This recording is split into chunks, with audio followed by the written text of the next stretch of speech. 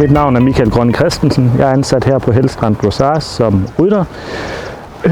Bag mig der har jeg Camilla Stubberup, og hun er her med en 4-års valglak efter Grand Galaxy og Krak C. Han hedder Let's Go Win.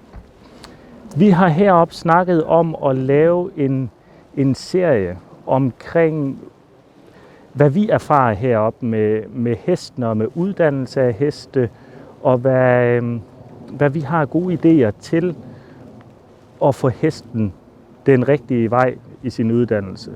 Så vi har valgt i dag at starte helt basalt ud med en 4-års hest, hvordan vi starter den heroppe, og hvad vi lægger vægt på, og hvad jeg lægger vægt på. Vi er rigtig mange ryttere heroppe, som er gode til hver vores ting, og der sparer vi med hinanden. Og det kunne vi godt tænke os at dele med jer.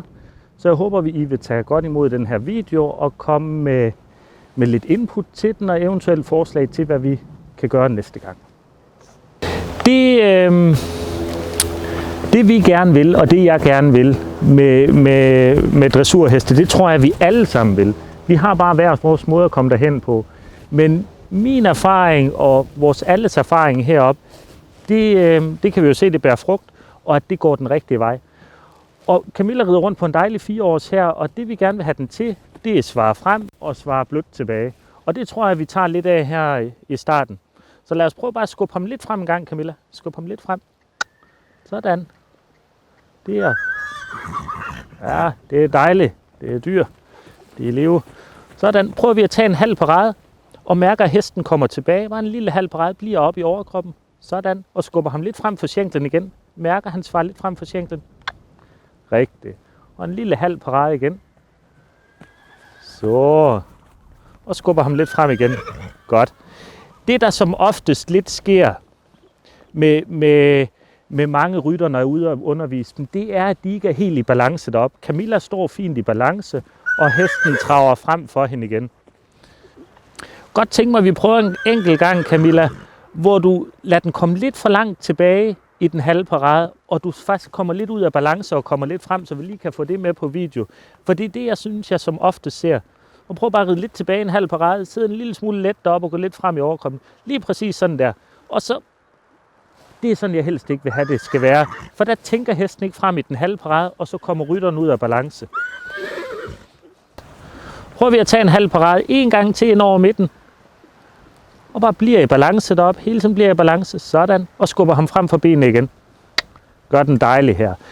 Det, der som oftest kan være et problem, virker den halve parade ikke. Den halve parade virker dejligt her. Så tager vi en hel parade. Så jeg tror, når vi kommer ind over midten, tager vi en enkelt parade. Lad ham komme helt ned i en parade. Sådan. Dejligt ind i paraden. Og virker de ikke, må vi jo blive ved med at gentage og repetere. Det er det, vi gør hele vejen til Grand Prix. Vi bliver ved med at gentage og repetere. Godt, Camilla. Vi tager frem i trav igen. Sådan, lige præcis. Og som der svarer hesten en anelse langsomt ud af paraden. Og Camilla, hun er rutineret og giver den et ekstra lille impuls med sjenklen. Og så går hesten frem i trav, og det lærer den hurtigt. Den går flot rundt i balance af at være 4 år. Sådan her kunne jeg godt tænke mig, og det er det her, vi ligger og arbejder, og det gør vi også med de uddannede heste. Hele tiden kontrollerer vi, at knapperne virker frem og tilbage. Vi prøver et par enkelte gange at gå ned i skridt og gå frem i trav, Camilla. Sådan. Fin overgang. Og frem i trav igen. Sådan. Det vi lægger vægt på heroppe, og det jeg lægger vægt på i min ridning, det er, at hesten bliver ved med at bevæge sig ind i skridten. Man ser nogle gange heste, der næsten blokerer i bagbenene og laver sådan en bremsespor, i stedet for at tænke frem. At vi lærer hesten at gå små skridt ind i overgangen til skridt. Det vil jeg gerne lige prøve at demonstrere en enkelt gang med Camilla. Og så at hun bruger lang tid på at komme ned i skridt og kommer i en god energi frem i skridten. Så den bliver ved med at bevæge sig lidt i traven og skridter energisk frem. Sådan der synes jeg en overgang er dejlig. Hvor hesten bliver ved med at gå og skridter frem. Lad os prøve at tage frem i trav, og så tager vi lige den, vi ikke er så glade for. Hvor hesten stopper lidt, og hvor man ligesom skal sætte den op i skridten. Og prøv bare en enkelt gang, lad den gå lidt i stå, og så sætter den frem i skridten.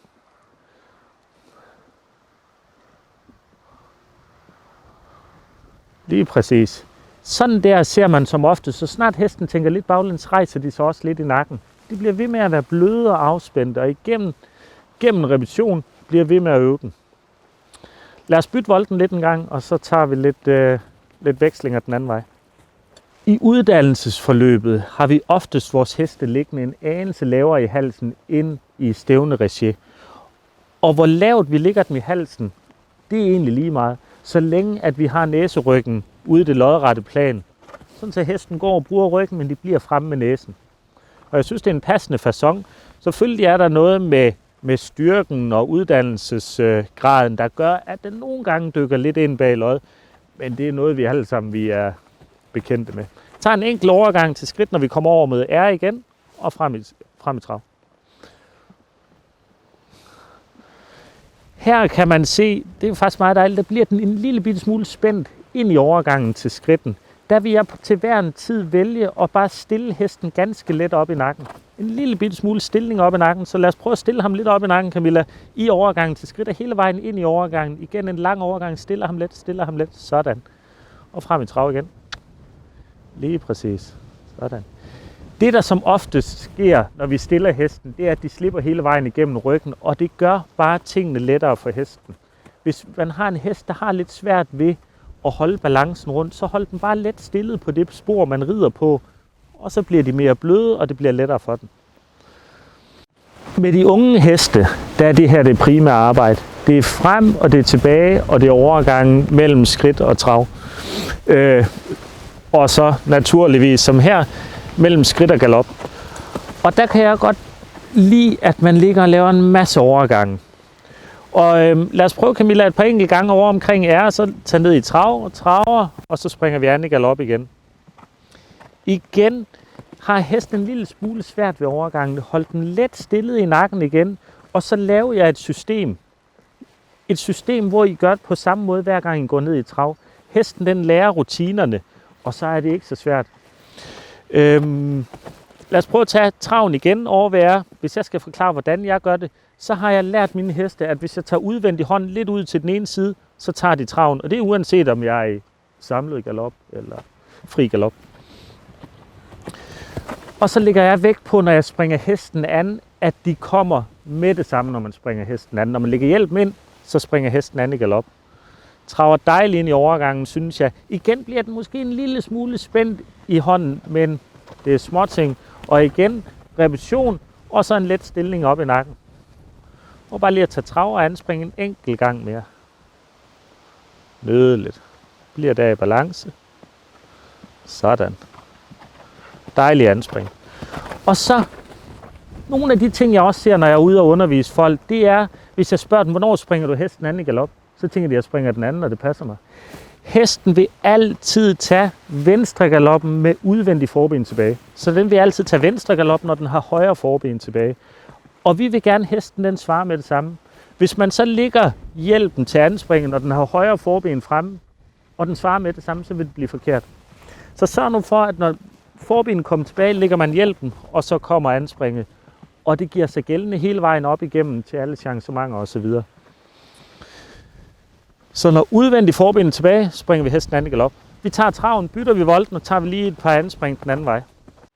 Og når vi uddanner vores heste herop, så har vi har spore på, ikke på de helt unge, der har vi som oftest en pisk med. For det har de lært fra de unge af. Så hvis en hest i en flot overgang her igen, hvis den ikke lige svarer, så er det et spørgsmål om, at man lige kan give den en puls med pisken, og så hjælper man sig selv den vej. Og som oftest er de roligere ved, at man rører den med pisken, end man kommer til at sidde og flagre med benene derop. Nu er den dejligt veluddannet, og den kommer let for hjælperne, og Camilla har jo styr på det. Men har man en hest, der er en lille smule sløj, så er det meget bedre, end at komme til at sidde og pumpe på dem hele tiden. Så giv den en lille bitte impuls med pisken, og så sidde stille igen. Jeg kan godt lide at drage sammenligninger. En doven hest ude på folden, den behøver ikke en, der sidder med sig på den, for at den galopperer. Den kan sagtens galoppere selv. Vi skal bare have den det lært. Og hvordan vi får den det lært, det er super individuelt. Sådan her vil jeg lære den det. Masser af overgange, hurtige impulser og hjælper den med pisken, hvis de ikke svarer med det samme. Og der vil vi alle sammen hen. En fin balance i den her.